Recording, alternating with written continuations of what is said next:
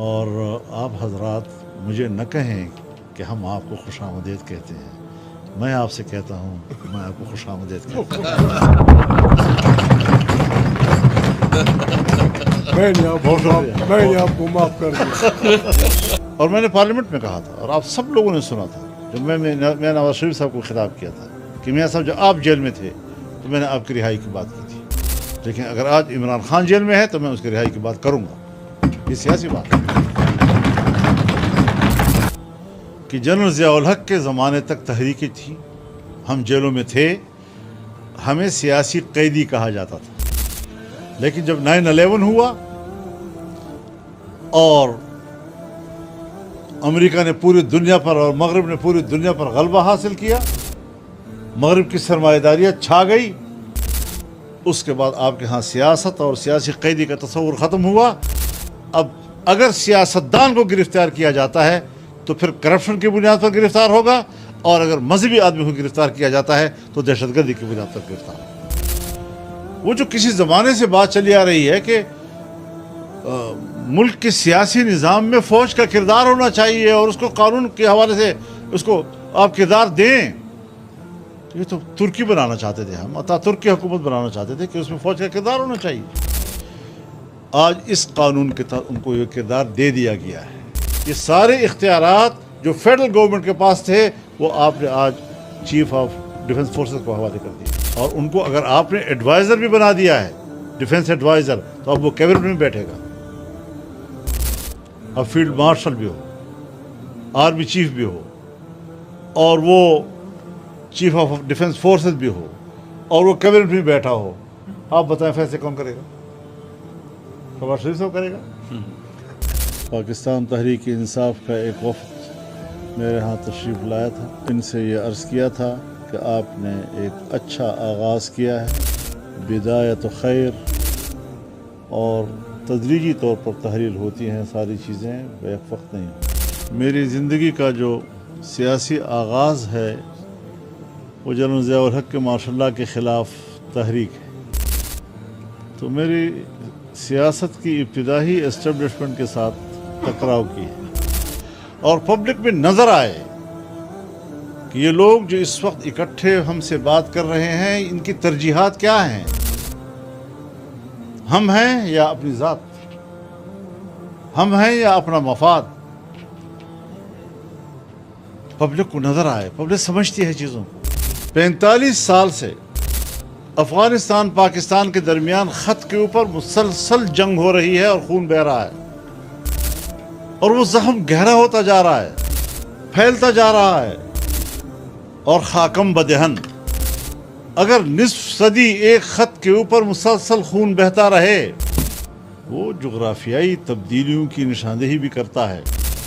قرآن کریم نے جگہ جگہ پر اس ترجیح کو جو ذکر کیا ہے وہ دو ہی چیزیں ہیں۔ آپ لیلاف قریش کو پڑھیں، فَلْيَعْبُدُوا رَبَّ هَذَا الْبَيْتِ الَّذِي أَطْعَمَهُم مِّن جُوعٍ وَآمَنَهُم مِّن خَوْفٍ۔ صرف دو باتوں کا ذکر کیا، جس نے تمہیں بھوک سے میں کھانا کھلایا، روزی دی، اور جس نے بدامنی میں تمہیں امن دیا اور خوف سے نجات دلایا۔ وَلَنَبْلُوَنَّكُمْ بِشَيْءٍ مِّنَ الْخَوْفِ وَالْجُوعِ، بھوک اور خوف اکٹھا ذکر ہے۔ ضرب اللہ مثلا قریۃ کانت آمنۃ مطمئنۃ یأتیہا رزقہا رغدا من کل مکان، امن بھی تھا اور روزگار وہ بھی کھچ کھچ کے آ رہا تھا، اقتصاد بھی بہتر تھا۔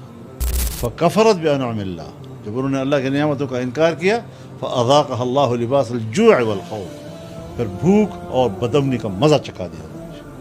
حضرت ابراہیم علیہ السلام جو توحید کا علم بلند کر رہے تھے اور بندے اور رب کے درمیان تعلق جوڑ رہے تھے اور شرک کے خلاف بات کر رہے تھے، لیکن جب اللہ تعالیٰ نے اعلان کیا انی جاعلک للناس اماما، میں اب آپ کو پوری انسانیت کا امام بنانے والا ہوں، امامت کبریٰ عطا فرمائی، اب ڈیوٹی بدل گئی، ترجیحات تبدیل ہو گئی۔ وہ تو عقیدے کا اصلاح، وہ عبادات اور بندگی کا درس اب تبدیل ہو گیا۔ وَإِذْ قَالَ إِبْرَاهِيمُ رَبِّ اجْعَلْ هَذَا بَلَدًا آمِنًا، وارزق اہلہ من الثمرات من آمن منہم باللہ والیوم الآخر، کہ یا اللہ میرے اس شہر کو امن کا گہوارہ بنا دے، شہر میں جو لوگ اللہ اور یوم آخرت پر ایمان لائے ان کو رزق عطا فرما۔ اب دیکھیے صرف مومن کے لیے اللہ نے کہا نہیں، قال ومن کفر فامتعہ قلیلا، جس نے کفر کیا ہے میں اس کو بھی دنیا کی زندگی میں معیشت دوں گا اور خوشحال معیشت دوں گا۔ بتاؤ تو سے ہمیں ہو کیا رہا ہے؟ ہم بھی گفتگو کریں گے، آپ بھی کریں، ہمارے سامنے بھی حقائق ہیں۔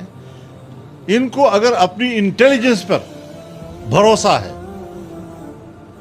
ٹھیک ہے انٹیلیجنس ہوتی ہے پوری دنیا میں، لیکن ہم بھی پارٹیاں ہیں،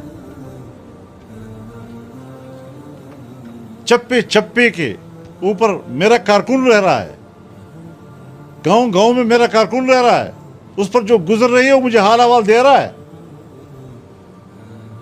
پھر آپ تو سرکار ہیں، آپ تو ایجنسی کی رپورٹوں کو بھی چھپاتے ہیں، وہاں کے اصل حقائق کو بھی چھپا لیتے ہیں، لیکن میں تو نہیں چھپاؤں گا۔ زمین پر جو حالات ہیں، لوگ جل رہے ہیں، اور میں کہوں کہ جی اس کو پردے میں رکھو، اس کو پردے میں رکھو، کیوں؟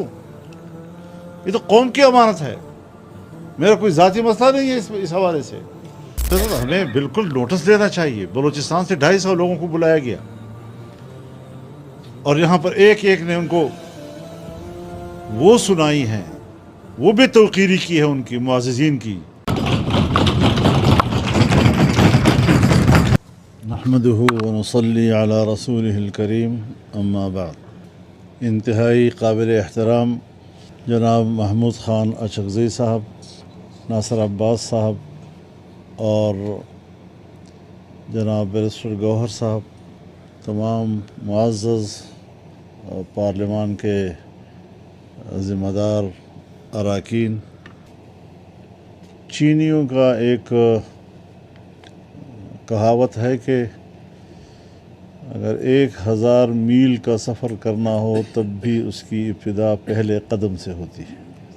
مجھے یاد ہے جب الیکشن کے بعد جناب اسد قیصر صاحب کی قیادت میں پاکستان تحریک انصاف کا ایک وفد میرے ہاں تشریف لایا تھا، پہلی ملاقات تھی جس میں میں نے ان سے یہ عرض کیا تھا کہ آپ نے ایک اچھا آغاز کیا ہے، بدایت خیر، لیکن جو رکاوٹیں، مشکلات ہمارے درمیان ہیں، اس کی بنیاد اب رکھ دی گئی ہے کہ اس کو تحلیل کیا جائے،